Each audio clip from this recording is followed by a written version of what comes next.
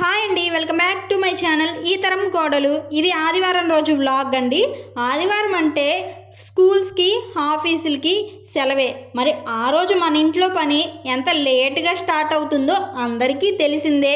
లేట్గా స్టార్ట్ అయినా ఫినిషింగ్ మాత్రం అదిరిపోయేలాగా ఉండాలి కదా. మరి పొద్దున్నే లేట్గా లేచి టిఫిన్లు అయ్యాక శుభ్రంగా ఇంటి పని క్లీన్ చేసేసుకొని ఆ తర్వాత స్నానాలు అవి చేసేసి దేవుడికి దీపం పెట్టేసి ఇంకా వంట పనిలోకి వచ్చామంటే పర్ఫెక్ట్గా ఉంటుంది.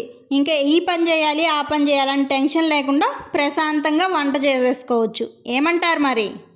ఇంక ఈరోజు నేను వంట అయితే మటన్ కర్రీ, పలావ్ ఇంకా మటన్ ఫ్రై చేశాను. టేస్ట్ అయితే అన్నీ సూపర్గా కుదిరాయి. రైసు, కర్రీ, ఫ్రై కూడా చాలా బాగా వచ్చాయి. ఇంకేముంది, దీపావళి ఒక 1 వీక్లోకి వచ్చేసింది కదా అని ఆలోచిస్తూ ఉన్నాను నేను. దీపావళి తర్వాత రోజు నుంచి ఇంకా కార్తీక మాసం స్టార్ట్ కదా. నాన్ వెజ్ అయితే నేను తినను, అందుకనే ముందు నుంచే ఆలోచన చేస్తున్నా ఈ వారంలో ఎన్నిసార్లు నాన్ వెజ్ తినాలా అని. అందుకే ఈరోజు స్పెషల్గా ఈ ఐటమ్స్ చేశాను. ఇంకపోతే నేను వంట చేసుకున్నంతసేపు మా పాప మా వారు కూడా మూవీ చూశారు. ఏం మూవీ అనుకుంటున్నారా? Mirai movie. నేను మధ్య మధ్యలో వంట చేసుకుంటూ మూవీ చూస్తూ ఉన్నాను. బాగానే అనిపించింది. అంటే మొత్తం చూడలేదు కదా, ఫస్ట్ నుంచి ఎండ్ వరకు మూవీ దగ్గర కూర్చొని చూడలేదు కదా, అయినా కానీ బాగానే అనిపించింది. 1 o'clock కల్లా వంట ఫినిష్ అయిపోయింది. మూవీ ఇంకా ఉంది. ఇంకా అందరం భోంచేస్తూ మూవీ చూసాము. ఇంకా ఆఫ్టర్నూన్ కొంచెం సేపు టైం పాస్. ఈవినింగ్ అంటారా, మళ్ళీ రొటీన్ వర్క్లో పడిపోయాం. నేనైతే స్టిచ్చింగ్కి కొన్ని బట్టలు ఉన్నాయి, అవి కంప్లీట్ చేసుకున్నాను. నైట్కి ఇంకా వైట్ రైస్ పెట్టేసుకున్నాం. నైట్ ఇంకా వచ్చేసి మళ్ళీ డిన్నర్ చేస్తూ టీవీ ముందు కూర్చున్నాం. టీవీ ముందు ఇంకేముంటుంది, సండే ఎపిసోడ్ అంటే ఇంకా బిగ్ బాసే కదా. అందుట్లో వైల్డ్ కార్డ్ ఎంట్రీస్ అంట. చూడకపోతే ఎలా మరి?